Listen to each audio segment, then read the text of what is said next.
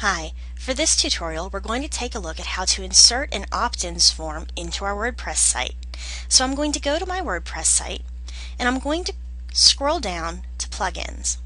Click on the tab and I'm going to go to add new. Then in my search box I'm going to type in Aweber opt-in and click on search plugins. And here at the top you'll see the Aweber footer slide up. And this is going to allow a pop-up to slide up from the bottom that allows people to subscribe to your WordPress blog email list. So let's go ahead and click on Install Now. Click OK and click on Activate Plugin.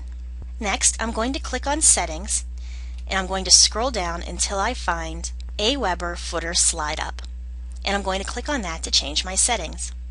In the tagline box, you can either enter a tagline of your own or you can leave it with the default, which is subscribe by email for updates.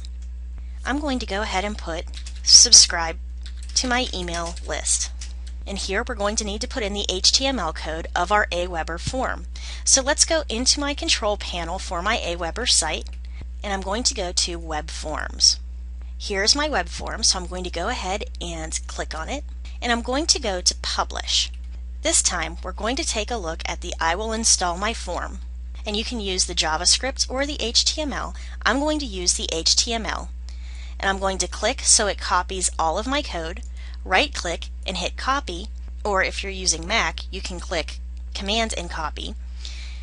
Then I'm going to go back into my WordPress and I'm going to paste my code. Underneath we have more settings. We can click that we don't want to show the name field, and this is if you only want the email field in the form.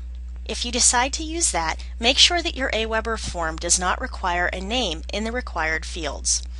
Next, you can click whether you want to not include jQuery through the plugin, don't show Close for Now link, and the Close for Now link, if this is checked, and your Close for Now link will actually hide your slider from the current session on each page of your blog. If the user decides to close the blog and reopen it, the slide up will come up one more time. We also have Don't Show, Never Show Again link that you can click. Don't include plugin CSS, and I have added the CSS to my theme file, and that's if you already have your CSS. And it shows you right here that that CSS is actually saved in a style file just for Aweber.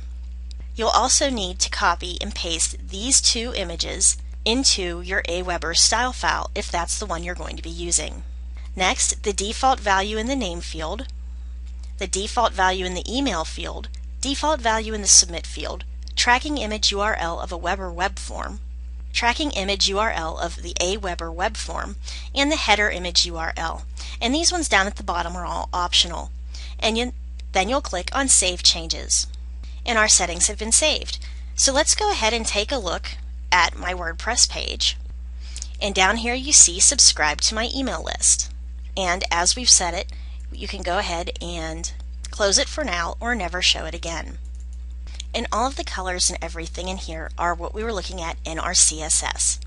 So that's how you go ahead and put an Aweber form into your website, so when people come to it they can automatically subscribe and their information will be put into your Aweber list, so you know that the people who are coming to your site want to get more information from you. So that's how we put in a WordPress Aweber form. I hope you enjoyed this tutorial and I'll see you at the next one.